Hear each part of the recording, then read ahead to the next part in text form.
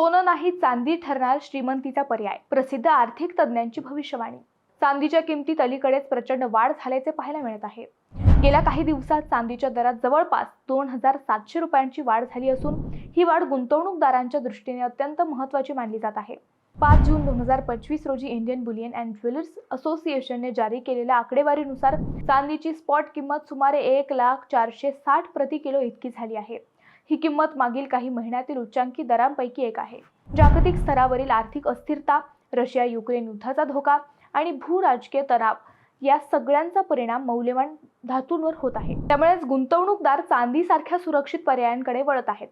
विशेष म्हणजे केवळ देशांतर्गतच नव्हे तर आंतरराष्ट्रीय बाजारांमध्येही चांदीच्या किमतीत मोठी उसळी पाहायला मिळत आहे।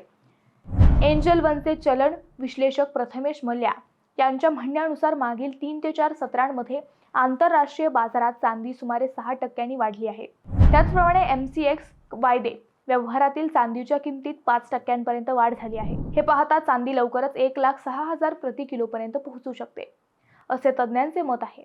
चांदीतील गुंतवणुकीचे आणखी एक आकर्षक कारण म्हणजे त्यातील संभाव्य भविष्यातील मोठी वाढ। प्रसिद्ध आर्थिक लेखक रॉबर्ट कियोसाकी, ज्यांचे रिच डॅड पुअर डॅड हे पुस्तक जगभर प्रसिद्ध आहे, यांनी नुकतीच सोशल मीडिया प्लॅटफॉर्मवर एक्स, ज्याला पूर्वी ट्विटर म्हणायचे, त्यावर त्यांनी एक महत्त्वाची पोस्ट केली।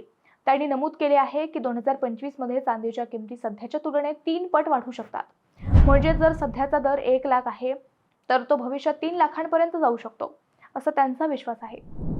कियोसाकी यांचे म्हणणे आहे की चांदी अजूनही त्याच्या ऐतिहासिक उच्चांकाच्या तुलनेत 60% खाली आहे। याच्या तुलनेत सोनं आणि बिटकॉइन सध्या त्यांच्या उच्चांकाजवळ आहेत। त्यामुळे चांदीमध्ये गुंतवणूक करण्याचा हा योग्य काळ आहे, असं ते म्हणतात। शिवाय त्यांच्या 2013 मध्ये प्रसिद्ध झालेल्या रिच डॅड्स प्रोफेसी या पुस्तकात त्यांनी सांगितल्याप्रमाणे लवकरच जगात आर्थिक घसरणीचा सर्वात मोठा काळ येणार असल्याची शक्यता आहे। या मंदीपासून स्वतःला सुरक्षित ठेवण्यासाठी लोकांनी सोनं आणि चांदीमध्ये गुंतवणूक करावी, असा सल्ला त्यांनी दिला आहे। सध्याच्या काळात चांदी केवळ दागिन्यांपुरती मर्यादित राहिलेली नाही, तर ती औद्योगिक क्षेत्रातही मोठ्या प्रमाणावर वापरली जाते।